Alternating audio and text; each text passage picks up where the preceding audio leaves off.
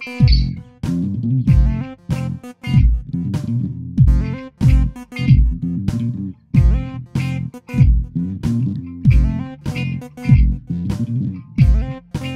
guys, and welcome to another edition of the Blu-Review, where today we're going to be talking about a movie that most of you probably have never fucking heard of, which is probably why this is going to be one of my least watched videos.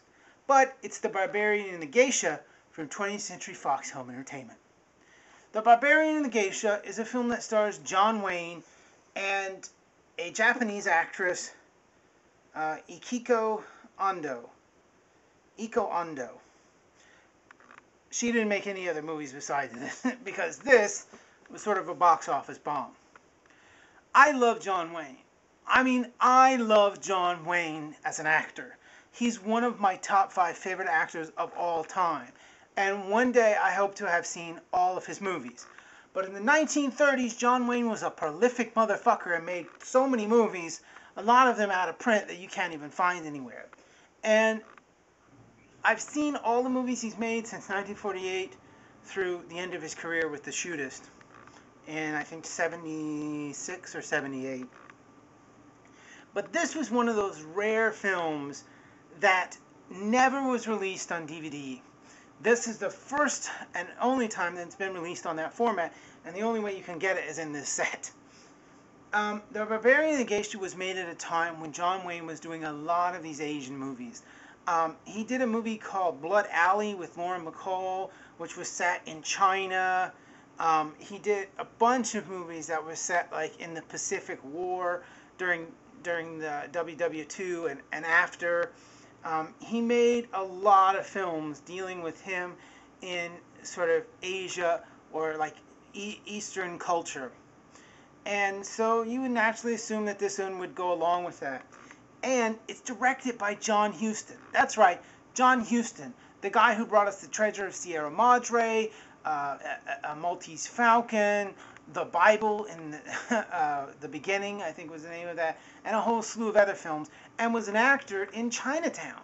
So John Wayne, an amazing actor, John Huston, amazing director, comes together to create a historical epic that should be an amazing film.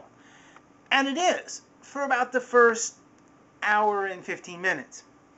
The movie is about, what the hell is the guy's name? Anyways, the movie is about John Wayne plays the first ambassador to Japan. So at a certain point in Japanese culture, they didn't really want to have anything to do with the rest of the world. And so anybody that got close to their island, they fucking assassinated. Well, the Americans were like, you're too fucking close to us for us to let that slide. So they kind of went to war with Japan and beat the hell out of them. And they signed a treaty which said, if we feel like it, we're going to send an ambassador. Well, the Japanese sort of worded their version of the treaty as if both parties feel it's worth it.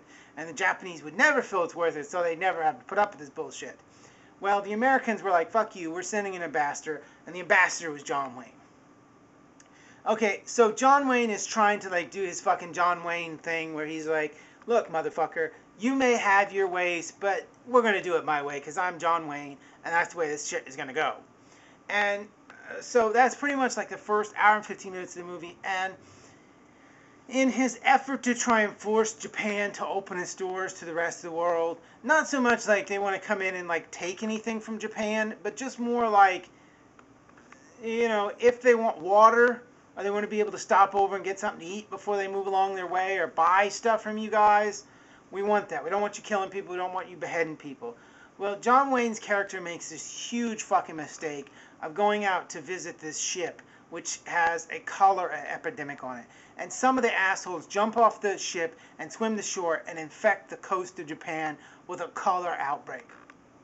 Well, John Wayne is like, holy shit, he feels terrible, he allowed this shit to happen, it was on his watch, everybody kind of hates him, and then he realizes, having had dealt with cholera before, that flame kills it. So he goes in and he fucking burns down the whole town and eventually kills out the cholera. And sort of everybody's like, oh my god, you saved us, forgetting that he was the one who caused the accident in the first place. Anyways, whatever the case is, the rest of the movie is about like political bullshit, and him gradually falling in love with this spy, Japanese spy that was sent to kind of keep him in line. It's sort of a boring movie. It breaks down about halfway through it. It's one of those kind of slow moving, like, oh, well, come on, let's fucking move this. And by the end of it, it's like, oh, they opened up Japan. Like, I mean, it's pretty fucking, you pretty much know what's going to happen along the way. You know, John Huston went into this hoping to direct like an Akira Kurosawa, Seven Samurai, real Japanese style movie. And the studio was like, no, you're not going to do that. Shut the fuck up. You're going to do it our way. And so they kind of re-edited the movie and took it away from him. And I think they made a much more boring film. But I don't like Akira Kurosawa movies. I keep falling asleep through them. I've tried to watch Seven Samurai like 12 times. I can't get past the first fucking half because I keep falling asleep. And I fell asleep during Rashomon. I fell asleep during, what was the other movie I saw? Anyways, these movies are fucking boring to me. So, this was, in my opinion, like an Akira Kurosawa movie. It was slow and boring.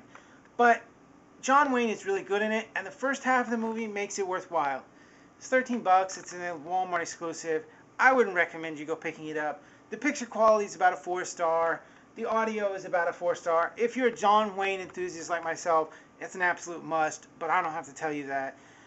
If you're just curious or you want to watch a bunch of movies by John Wayne, I don't know if you should really pick this one up first. It's really reserved for hardcore John Wayne enthusiasts. But it's got an interesting story, and if you've got a friend that owns it, definitely borrow it, because it's, you know, the first hour and 15, hour and a half of the movie will be good.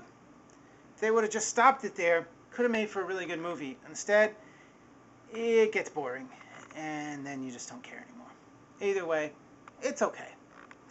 Alright, so that's this week. Till next time, we review something else. This has been the Blue Review. Alright, space.